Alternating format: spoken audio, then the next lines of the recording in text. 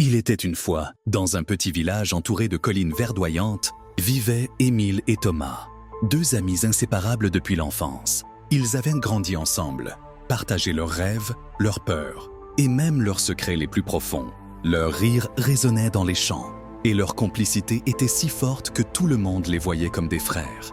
Mais comme souvent, la vie a un moyen étrange de mettre à l'épreuve les liens les plus solides. Tout a commencé l'été où une grande compétition de dessin a été annoncée au village. Émile, passionné par l'art, y voyait une opportunité de montrer son talent. Thomas, bien qu'un peu moins habile avec un crayon, était décidé à participer aussi, poussé par son envie de ne jamais laisser Émile faire quelque chose sans lui. Les semaines passèrent et chacun travailla sur son dessin dans son coin. Pourtant, une tension nouvelle semblait planer. Émile, pris dans l'excitation de son projet, partageait de moins en moins avec Thomas. Ce dernier, bien qu'enthousiaste au départ, sentit naître une jalousie sourde en voyant à quel point le talent d'Émile surpassait le sien. Le jour de la remise des prix arriva. Le dessin d'Émile fut couronné vainqueur et tout le village le félicita chaleureusement. Thomas, qui avait secrètement espéré au moins une mention, quitta la cérémonie sans un mot. Cette défaite, doublée du succès éclatant de son ami, creusa une distance entre eux. Quelques jours plus tard, lors d'une discussion, Thomas laissa éclater sa rancœur. « Tu n'as même pas essayé de m'aider.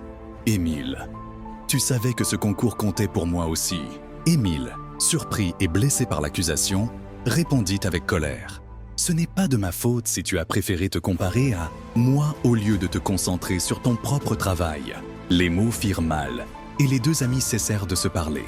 Au fil des mois, leur amitié s'étiola. Chacun prit un chemin différent, évitant les endroits où l'autre pourrait être. Pourtant, au fond d'eux, ils ressentaient un vide que rien ne pouvait combler.